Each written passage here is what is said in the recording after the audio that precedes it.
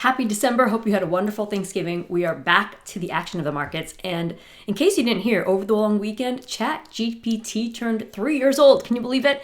So listen, I was a little bit late to bringing AI into my life. So now I'm always going to push the boundary. And I got to tell you, Gemini by Google has not jive with me, but I'm going to be nicer to her. So we're going to use Gemini to determine what stocks we're going to look at here because I want to look at AI stocks. And according to Gemini, if you Google what are the popular AI stocks, you get a few types of results. So I'm going to skip past the large tech companies. We'll come back to those, all right? Definitely in monthly group coaching and other places. But I'm going to look at these 4 stocks that are listed in AI hardware and chip makers because it's actually really interesting lately to hear the conversations, especially from Jensen Huang and everybody else around him. So I'm going to look at those 4 stocks and I'm going to be even more open to AI in my life. I hope you will be too.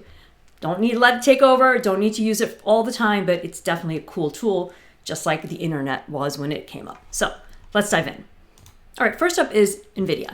Now, she's had a little bit of a pullback that's been going on since October 29th. It took out the key October 22nd low, but it really hasn't put a closing break below that level, not for 2 days in a row or more.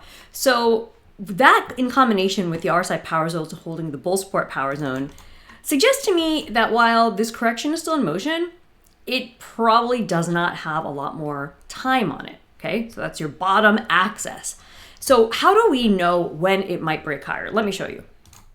All right, so what I did was apply the simplest trend assessment tool that I teach in loss forecasting, and it is showing that 180.80 is the value today, all right, December 1st, that Nvidia shares would need to climb above to confirm that the trend might be changing up. Now notice, we're going to zoom in. That is not a recent price level. It's just floating in midair.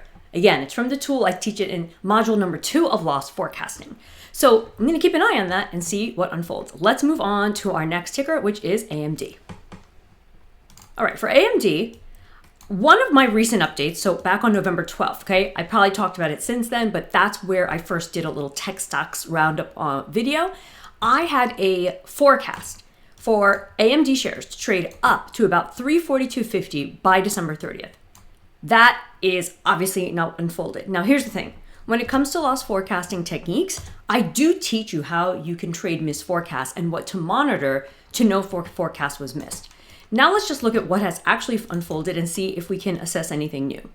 Well, to begin with, we have retraced about 50% of the advance from September 8th to October 29th. Ooh, what was familiar about October 29th? Yeah, that was also the high in Nvidia.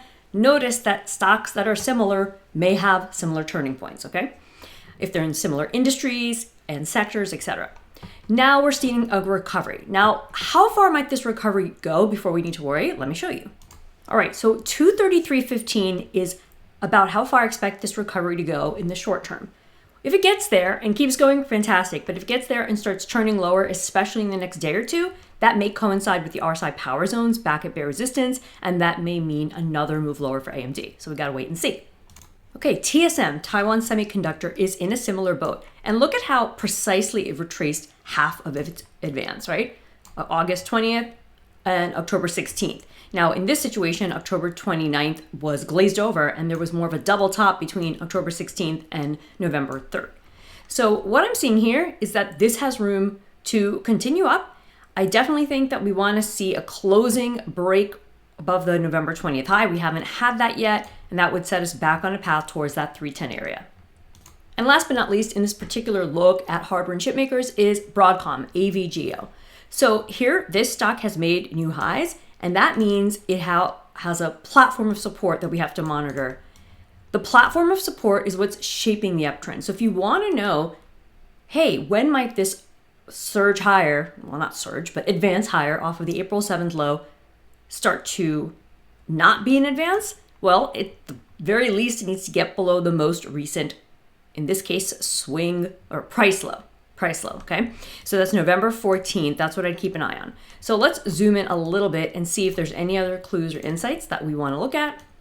Well, right now we have sort of a double bottom, November 14th, November 21st, push higher, right now pulling back. I think it's just a little bit of a pullback while we stay above the high from November 20th, right? Because that stock AVGO, went above the high. So now it's no longer resistance. It may revert to support. Okay. So this may be an area where intraday action finds a footing and then could be setting us up for further upside. So that's my look at AI hardware and chip makers. Happy third birthday, ChatGPT. I definitely really love using it in my life and business, and I'm working on bringing it more and more into trading, and I'll be sharing that with our members and our various clubs and courses as I do. So if you found value in this video, a useful look at the chip makers, a return to some fundamental basics after the long weekend, other insights that might help guide your trading, go ahead and hit the like button, and I'll catch you in the next video.